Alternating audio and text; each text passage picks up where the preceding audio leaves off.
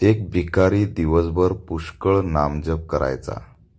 देवाला त्याची दया आली. एक दिवस देव प्रकट झाला आणि त्याने भिकाऱ्याला काय हवे ते माग असे सांगितले. भिकाऱ्याने सोन्याच्या मोहरा मागितल्या.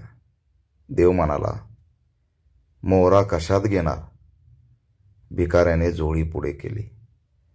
मोहरा ओतण्यापूर्वी देव म्हणाला, तू पुरे म्हणेपर्यंत मी मोहरा ओतत राहीन, पण एक आठ, मोहरा जर झोळीतून भूमीवर पडता कामा नयेत. भूमीवर पडलेल्या मोहऱ्याची माती होईल. भिकाऱ्याने आठ मान्य केली. देव भिकाऱ्याच्या झोळीत मोहरा ओतू लागला.